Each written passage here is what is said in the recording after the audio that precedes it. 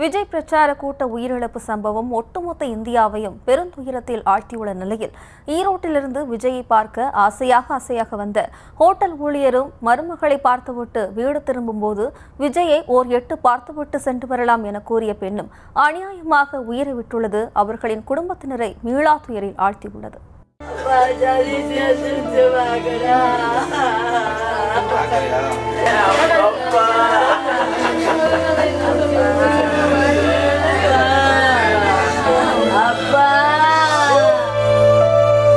அப்பா அப்பா என சித்தப்பாவின் உடலை கண்டு கதறி அழுத மகன், மகனின் உடலை கண்டு மார்பில் அடித்துக் கொண்டு அழுத தந்தை.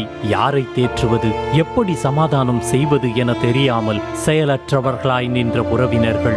இந்த காட்சிகளை பார்க்கும்போது கல் நெஞ்சமும் கரைந்துவிடும். நல்லா பார்த்துப்பாரு. எனக்கு ரொம்ப ரொம்ப சித்தப்பா தான். என்னை விட்டு போயிட்டாரு. எல்லாரும் பிரிச்சுட்டாங்க.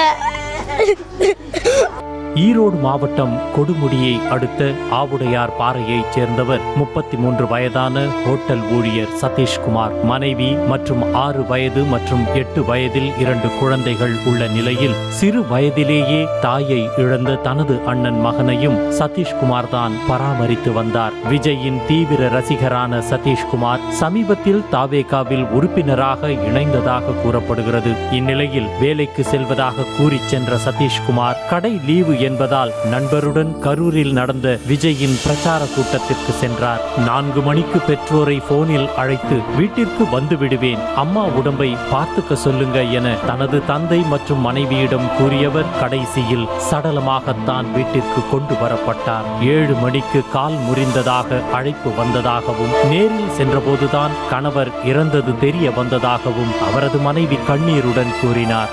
வேலைக்கு போனாங்க. மத்தியானம் கடை லீவ் விட்டாங்க. வீட்டுக்கு வரலான்ட்டு வந்திருக்கிறாரு. வீட்டுக்கு வரலான்ட்டு வரப்போ 4 மணிக்கு ஃபோன் பண்ணி வீட்டுக்கு தான் வந்துட்டு இருக்கிற அப்படின்னாரு. அப்புறம் மறுபடியும் 7 மணிக்கு ஃபோன் பண்ணாங்க. கால் முறிஞ்சிருச்சு அப்படின்னு சொல்லி சொன்னாங்க. அதுக்கப்புறம் தான் தெரிஞ்சுது, அங்கே போனதுக்கப்புறம் தான் தெரிஞ்சுது எங்களுக்கு எப்படி இறந்துட்டாருன்னு. சித்தப்பாவின் உடலை கண்டு கதறி அழுத சிறுவன், சிறு வயது முதலே தன்னை வளர்த்தவர் சித்தப்பாதான் என்றும் எல்லாரையும் விட என்னைத்தான் அவரு ரொம்ப நல்லா பார்த்துப்பாரு, அவருன்னா எனக்கு ரொம்ப பிடிக்கும் என கண் கலங்கியபடியே பரிதவிப்புடன் பேசியது காண்போரின் கண்களை குளமாக்கியது.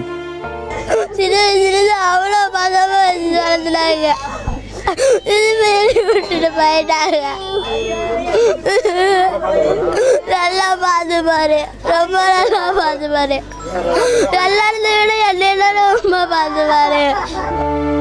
எங்க குடும்பத்தோட ஆணிவேரே என் மவன்தான் என மார்பில் அடித்து கொண்டு கதறிய தந்தை, வயதாகிவிட்டது, இனி என்னால் எப்படி குடும்பத்தை பார்த்து கொள்ள முடியும் என கதறினார். ஒரு பக்கம் தந்தையை இழந்து பரிதவிக்கும் மகன், மறுபக்கம் மகனை பறிகொடுத்த தந்தை. யாருக்கு என்ன ஆறுதல் சொல்லி தேற்றுவது என தெரியாமல் உறவினர்கள் செயலற்றவர்களாய் நின்றனர்.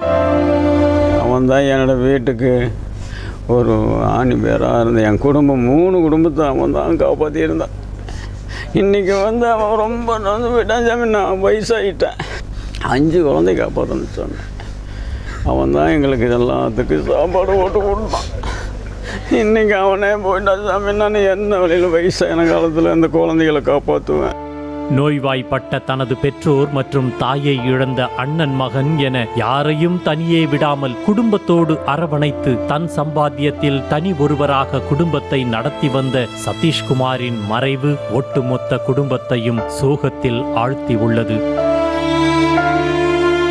கொடுமுடியைச் சேர்ந்த முருகேசன் என்பவரின் மனைவி ரேவதியும் விஜயின் பரப்புரை கூட்ட நெரிசலில் சிக்கி பரிதாபமாக உயிரை இழந்தார். கொடுமுடி வெற்றிக்கோனார்பாளையம் பகுதியைச் சேர்ந்த ரேவதி மகன் குணசேகரன், மருமகள் யமுனா ஆகியோருடன் கூட்டு குடும்பமாக வசித்து வந்தார். கர்ப்பமாக உள்ள யமுனா கரூரில் உள்ள அவரது தாய் வீட்டில் இருக்கும் நிலையில் ரேவதி அவரை பார்ப்பதற்கு கணவர் முருகேசனுடன் கரூர் சென்றார். மருமகளை பார்த்துவிட்டு திரும்பிய போது ரேவதி விஜயை பார்த்துவிட்டு செல்லலாம் என கூற இருவரும் பிரச்சாரம் நடைபெறும் இடத்திற்கு சென்றதாக கூறப்படுகிறது. உயிரிழந்த மாமியாரின் உடலை கண்டு கர்ப்பிணியான மருமகள் கதறி அழுதது கண்ணீரை வரவழைத்தது.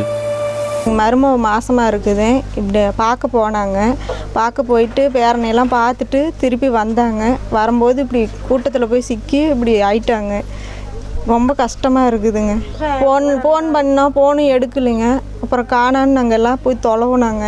அவங்க தம்பி பசங்க எல்லாம் போய் தொலைவி ஹாஸ்பிட்டலில் தொலைவி அதுக்கப்புறம் தான் இப்படி ஆயிடுச்சுன்னு எல்லாம் சொன்னாங்க. ஃபோட்டோ காட்டி தான் ஆளே கண்டுபிடிச்சி இப்படின்னு சொல்லங்காட்டி அப்புறம் போய் தான் பார்த்து எல்லாம் கொண்டு வந்தாங்க. கரூர் வேலுசாமிபுரத்தில் விஜய் பரப்புரைக்கு வந்தபோது இருந்த கொண்டாட்டம் அடுத்த சில நிமிடங்களில் மீளா துயரில் முடிந்தது நாட்டையே உலுக்கியுள்ளது.